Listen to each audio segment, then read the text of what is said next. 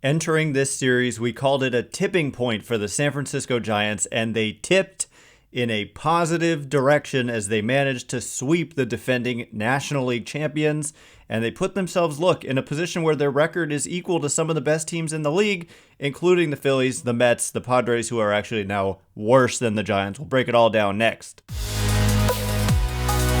You are Locked On Giants, your daily San Francisco Giants podcast. Part of the Locked On Podcast Network, your team every day.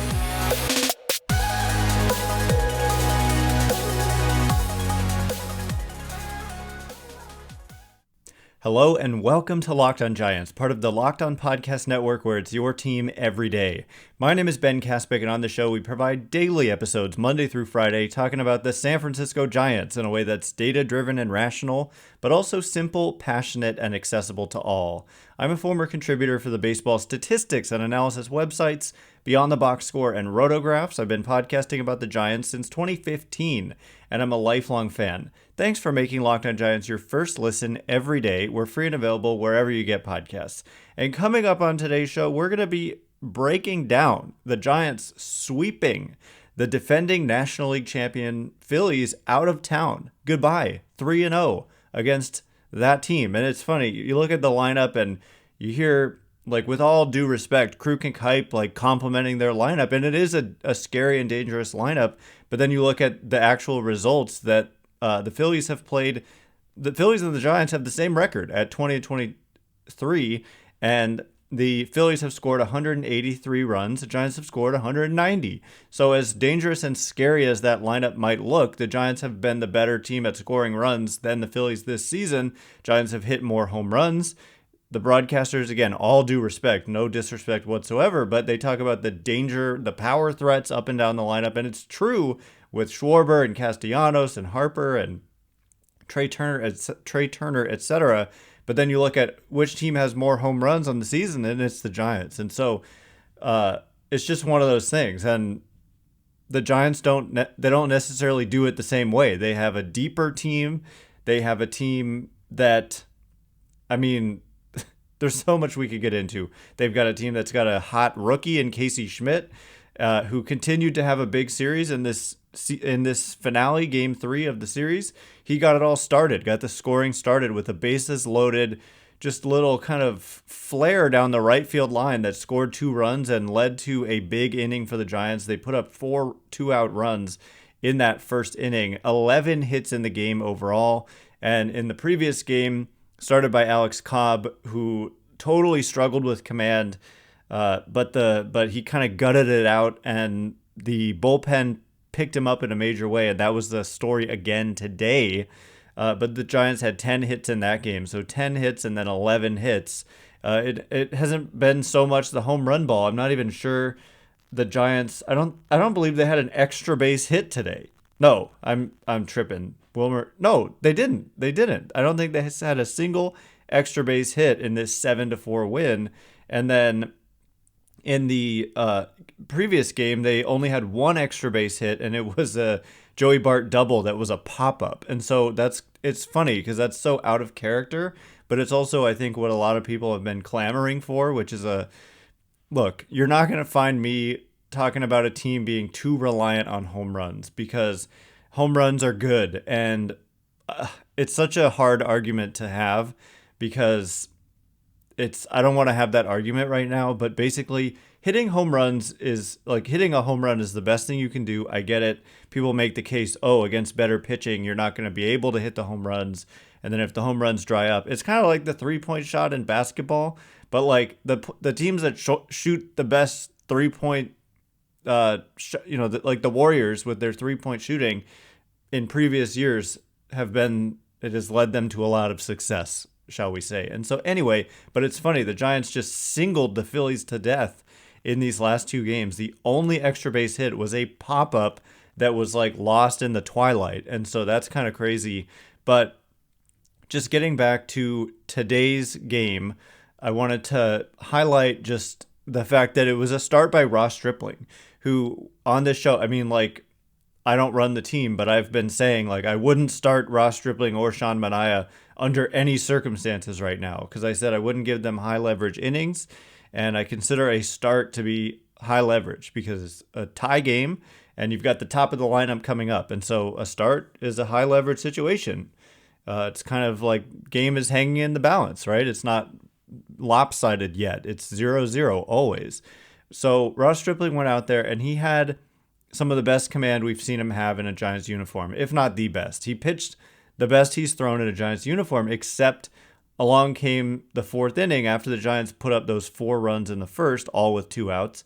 And Stripling suddenly didn't have it, and he was giving up some hits, and I think it was like bases loaded, no outs, and they come out to check on him, and the trainer comes out, and he ends up exiting the game with what was later determined to be low back tightness. And so, look, I'm not going to say if Stripling has to go on the IL, it would be a huge loss because he's overall struggled mightily with the Giants. But at the same time, it's unfortunate that this happens in a game when he was finally seeming to figure it out. And so we'll see what the updates are there. Stripling through 3 innings. Like, if you want to, I don't know if you saw the game or not, but if you just watch him in those first 3 innings going through a tough lineup and putting up zeros, that's kind of what Stripling is capable of. And I think the theme, as we mentioned like several days ago, is that the Giants have a lot of veteran players like Stripling, Manaea,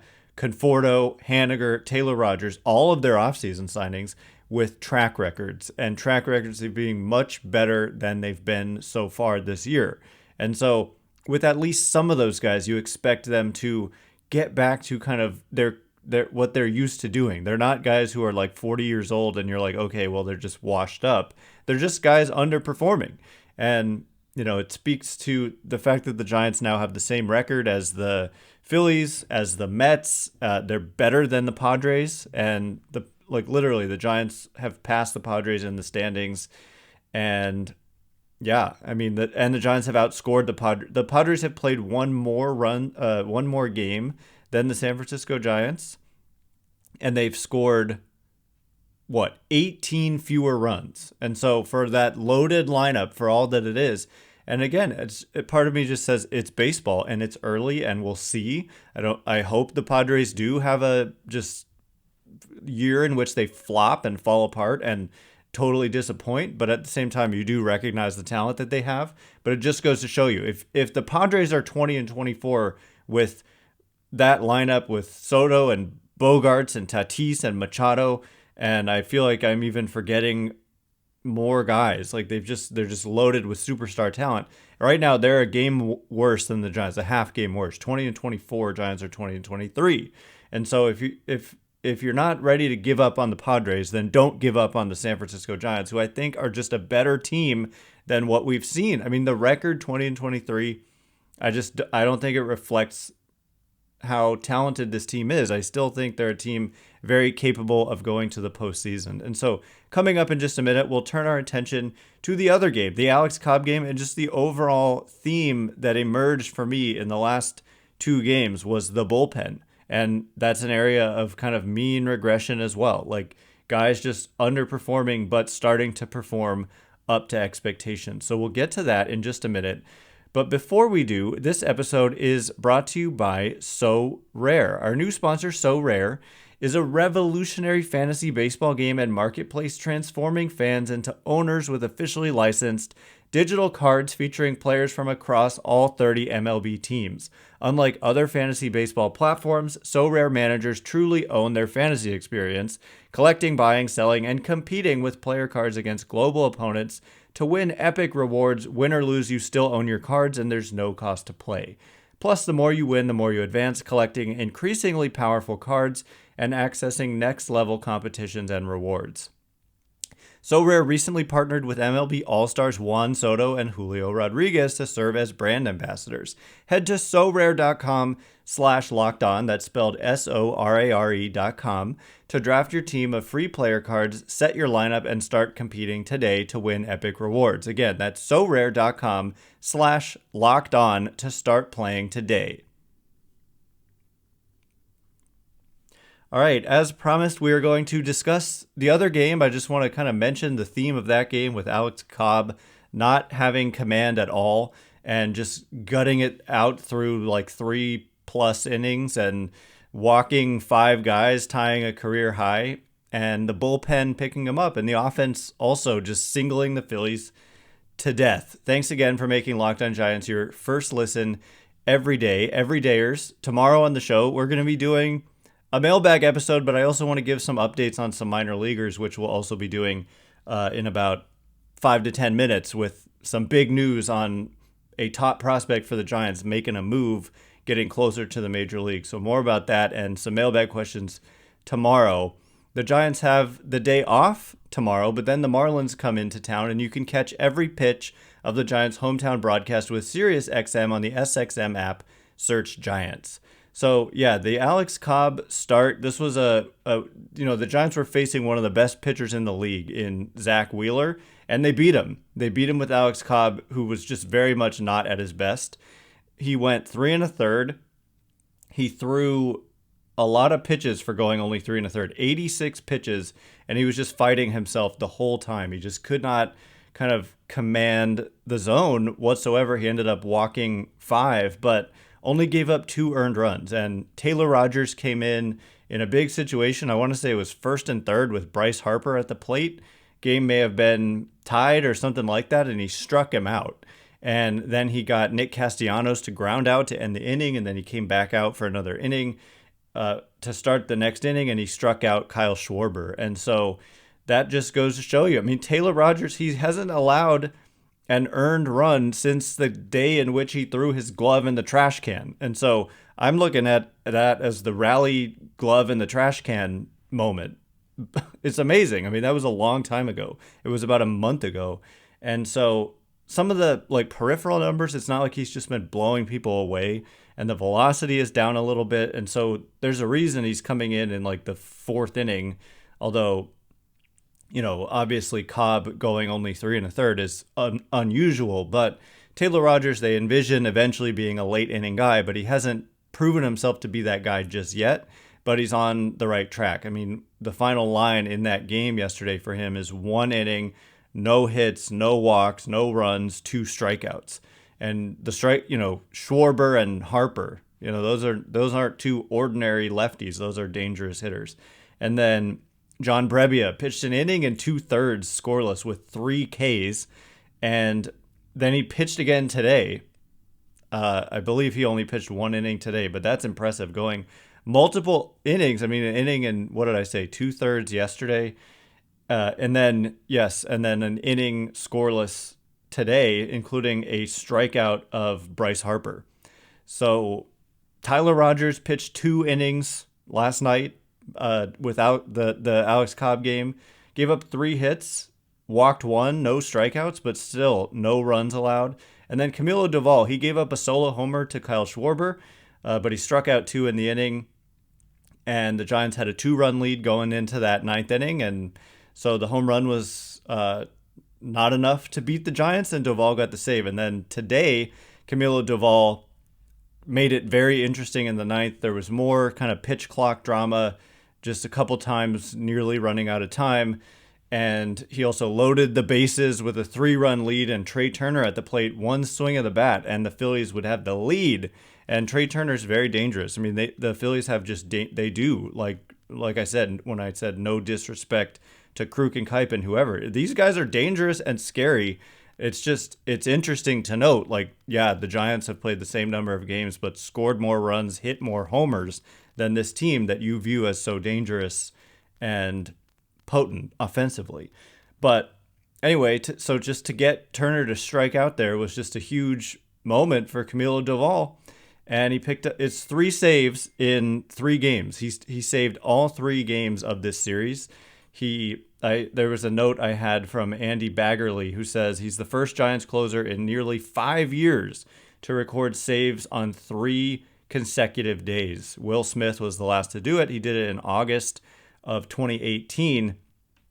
And Baggerly also says Doval's the first Giants closer in more than a decade to save all 3 games of a 3-game sweep. The last to do it was Sergio Romo, April 29th to May 1st at Arizona in 2013. And so I did not think Doval was going to be available today, but he went out there for the third straight day and got the save for the third straight day. It's been a little bit of a dicey, it's not a lot of easy saves for Doval, but when you look at kind of the overall numbers, he's gotten the job done pretty much every time.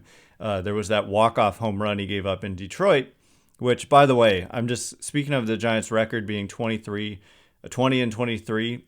The Giants went 2-8 against who? The Royals, the Tigers, the Marlins, and I think one of the Nationals.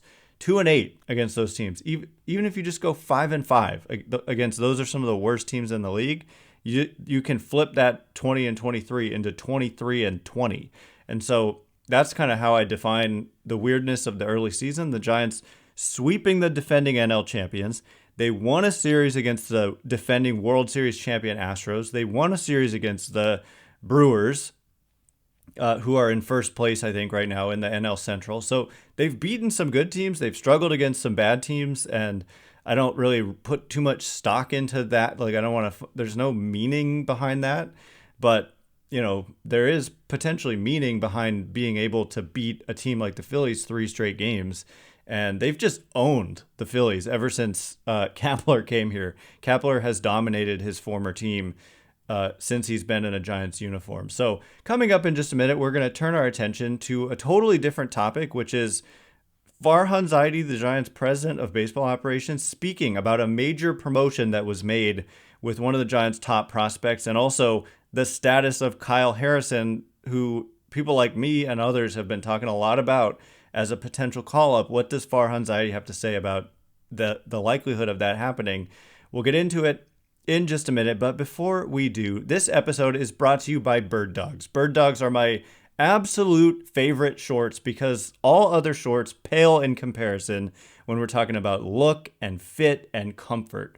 And those are 3 things for me with shorts. Like, generally speaking, in the past, I haven't enjoyed wearing shorts because they're not comfortable. They don't look good on me, but with Bird Dogs, it's just a completely different story. They have that kind of tight but stretchy feel and look. Like, tight, when I say tight, I don't mean like tight. I just mean it makes my leg look good when I'm wearing it. I think you know what I'm talking about. And also that stretchy, comfortable fit and the versatility that goes along with that. I can wear a pair on the golf course, to a meeting, on a date, or to hang out with friends. The versatility is unbelievable. So go to birddogs.com/lockedonmlb, and when you enter promo code LOCKEDONMLB, they'll throw in a free custom Bird Dogs Yeti style tumbler with every order. So go today to birddogs.com/lockedonmlb. All right, as promised, we're going to just get to the news that the Giants made a major promotion in their farm system, and it's well deserved. No, it's not Kyle Harrison getting called up, and in fact, Farhan Zaidi he had some, I don't want to say harsh words, but some sobering words about the performance thus far for Kyle Harrison. We'll give you the direct quotes. Thanks again for making Locked On Giants your first listen every day. Everydayers, tomorrow on the show, we'll be doing a deeper dive into some of these guys in the minor league system. We're already seeing the fruits of the minor league system in Casey Schmidt, who just continued to get hits and played really good defense in this series against the Phillies. And so he's been exciting. If you were, an everydayer before the season, we were talking so much about how a lot of this team's future is going to depend on these guys from the farm system coming up and producing, and that I thought they had a real shot to do it. And Schmidt's an example. And the next guy we're going to talk about is too. So we'll get more into that tomorrow and get to some mailbag questions. And coming up on Friday, the Giants play the Marlins, and you can catch every pitch of the Giants' hometown broadcast with SiriusXM on the SXM app. Search Giants. But just to get straight to the point here, the Giants promoted Luis Matos to AAA. He was just tearing it up in AA. I was so impressed checking the stats frequently. What stood out to me almost more than anything was, like, this used to be a guy known for just kind of swinging wildly and not a high strikeout guy, but swinging wildly, but also making a lot of contact, kind of the mentality or the belief or just whatever that he can hit anything, but you don't really want to be swinging at pitches that you can't drive. You don't want to just be poking balls weakly on the ground to second base or whatever. And so what stands out to me is that this year his walk rate is just so up. It's up to 12.8% it was in double A versus last year in high A, it was 6.6%. So he has just about doubled that walk rate from last year. And the strikeout rate last year in high A was 16%. It's not bad by any means. It's actually quite good. But this year in double A, a higher level, at age 21 only, he was striking out just 9% of the time.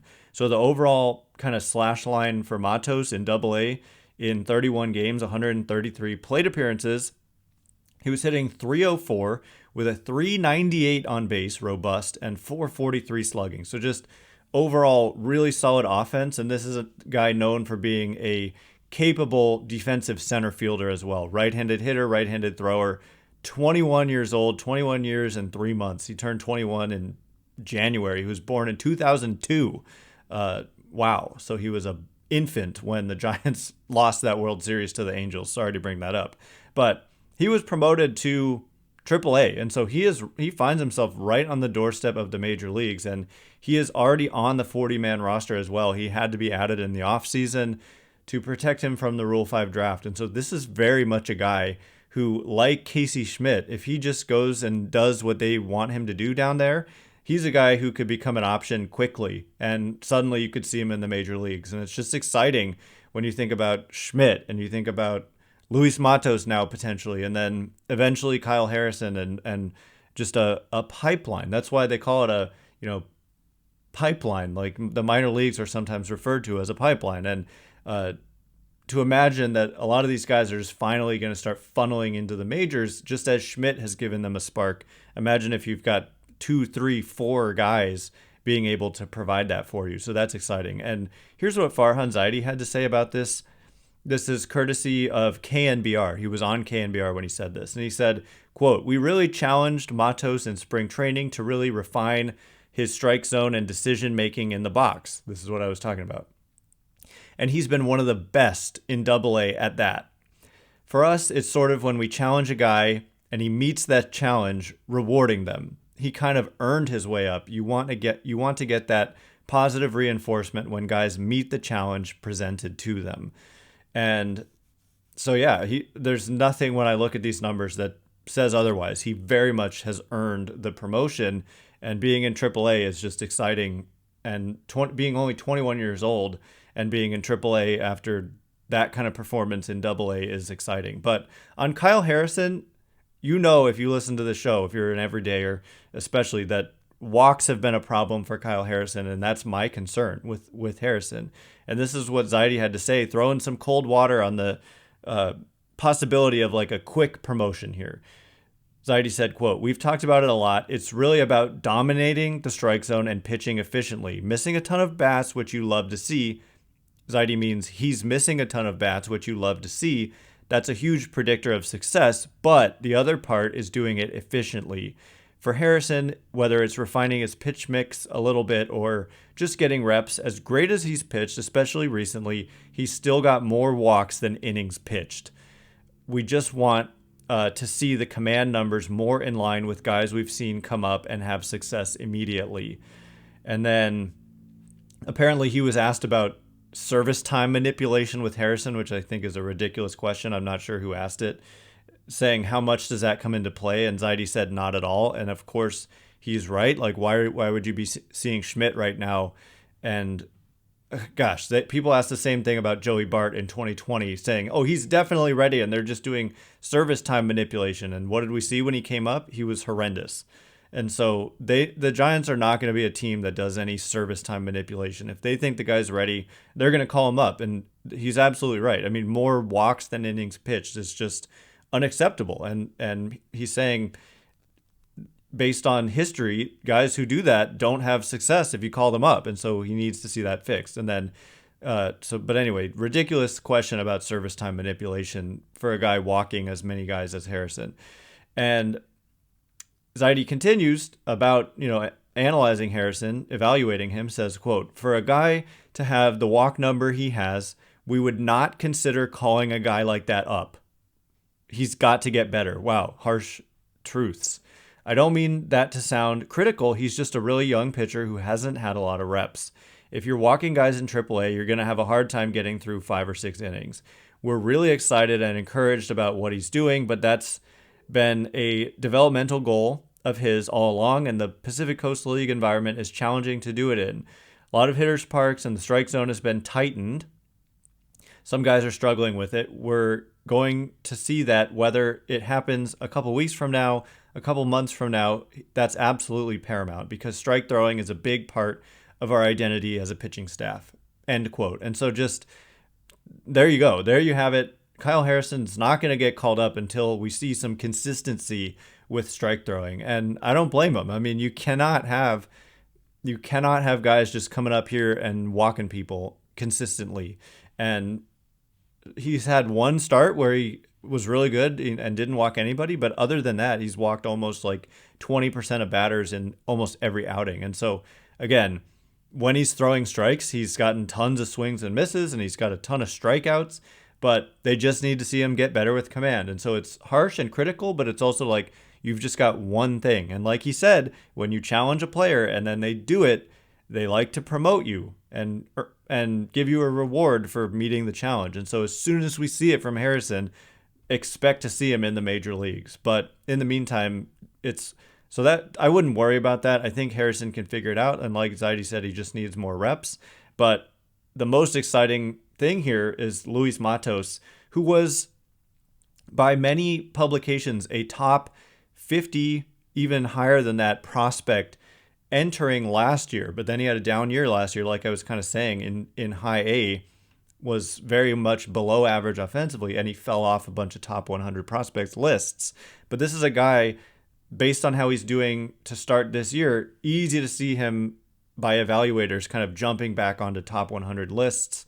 And again, he wasn't like at the back end. He was like number 30 or 40 to many publications. And so to see him in AAA at age 21 is just fantastic. Anyway, that is all the time we have for today. Thanks again for making Locked On Giants your first listen every day. Every day or tomorrow, more about the minor leaguers, kind of taking a look around some of the promotions and movement in the minor leagues. Giants having a lot of success early, frankly, in their systems, minor league system, and also we'll be doing some mailbag questions. So be on the lookout for that. Once again, my name is Ben Kaspick. Check me out on Twitter at Ben Kaspick, Kaspick. If you like this show, please consider rating it or leaving a review. It helps me out a lot. So thanks in advance.